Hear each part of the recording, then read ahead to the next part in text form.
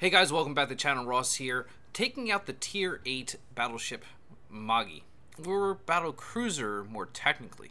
So this is actually a really good game. I really enjoyed this. It's a really small game.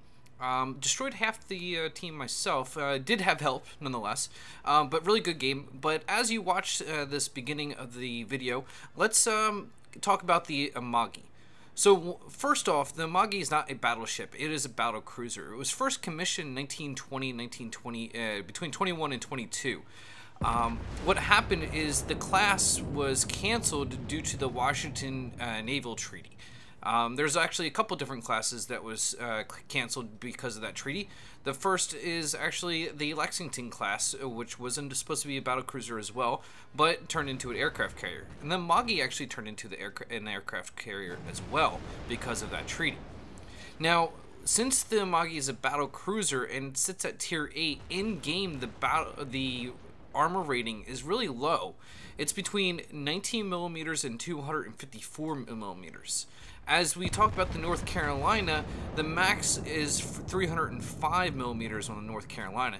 And if we look at the tier below the Amagi, the Nagato has, oh gosh, that was a great hit. But the Nagato had 305 millimeters. So when you upgrade to the Amagi, you are downgrading in your armor. What you're increasing though is speed with max speed of 30 knots. Now, when we compare guns side by side as well, the Amagi has 410 millimeter guns, the Type 3 naval guns for the Japanese. Now, in game, they can reach out to 19.9 kilometers. Now, historically though, they were effective at 30 kilometers and they had a max range of 38 kilometers. If you compare that to the 405 millimeter 45 caliber guns on the North Carolina, they had a max range of 37, but in game they actually have a max range of 23.3, and you can actually upgrade that to make that even go further. So if you look in comparison, the United States guns on North Carolina reach, substantially further than the Amagi's in game, when the Amagi's gun was actually rated better, not even on range, but also muzzle velocity as well. And of course, I love my American battleships, but more than anything, I want accuracy. And also, the Amagi Battlecruiser technically never existed. It never sailed. It never sailed as a battlecruiser. The guns were never put on it. So that's something to remember, that this ship actually didn't technically exist. Now, a couple things to noteworthy is AA rating. Now, the AA rating on the Nagato is 40.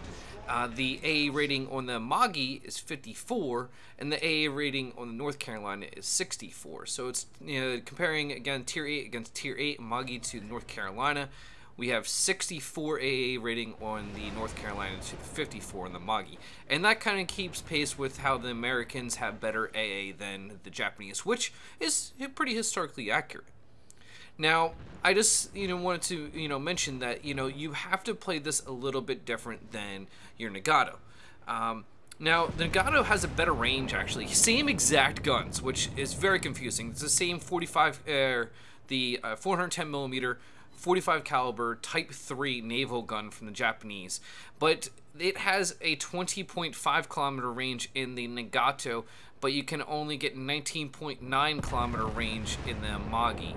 Why? I have no idea. It doesn't even make sense. It's the same exact gun, just on a different ship.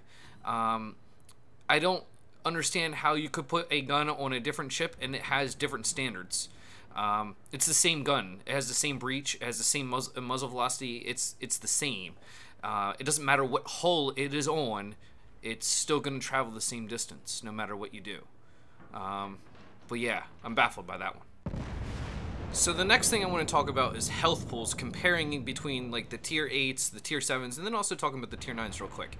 So let's start with Amagi. Amagi sits at its health at 66,300. If you compare that to its earlier Tier 7 counterpart, the Nagato, it has 65,000, so you get 1,300 more.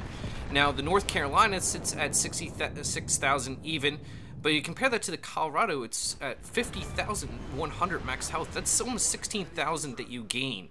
I don't know why there's such a huge discrepancy between the tier 7s against the Americans and the Japanese, and then why it's so dead even at the tier 8s when the North Carolina was an actual battleship that had, you know, 305 millimeters of armor compared to the 254 millimeters of armor that the Amagi has. In my opinion, then the Amagi should have less HP than the North Carolina.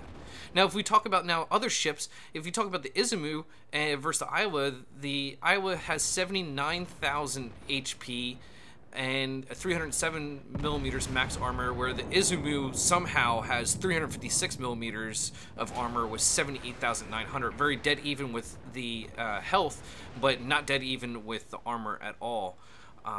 So it just definitely seems that they're, you know, giving Japanese an unfair advantage.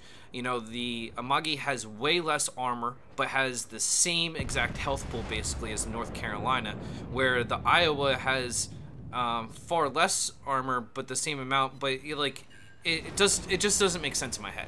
And you know, I'm probably sure that some of you are going to chew me apart for, you know, even making these comparisons and everything.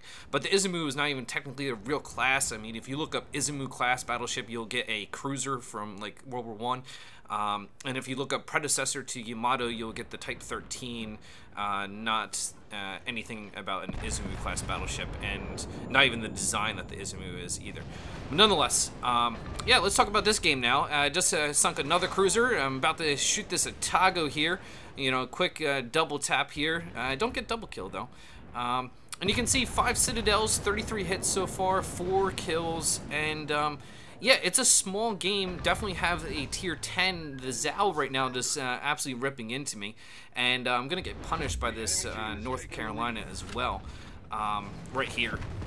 Now I'm trying to shoot for the waterline, obviously, and also keep angled because oh yeah, that was like 10 grand right there off me. But it is a battle cruiser, and in theory, yeah, you should take more damage, and it should be a little bit more punishing to use, and you should get punished for doing right here, is I'm kind of broadside and making big mistakes. Now, fire, that's another thing I can bitch and moan about all day long about fire in this game, and how easy it is to get set fire and how repetitive. Shooting this Zal actually gets me Confederate, but there I blow up, and that's the end of the game for me. So let's look at the results. 5,400 experience earned, Confederate, high caliber, 6 citadels, and 5 kills. That's a total of 2,400 base experience earned, pretty good, and 108,000 total AP damage. If you guys like this video, please hit the thumbs up, it means a lot to me. As always, I'm the Flying Ross, and I'll check you guys next time.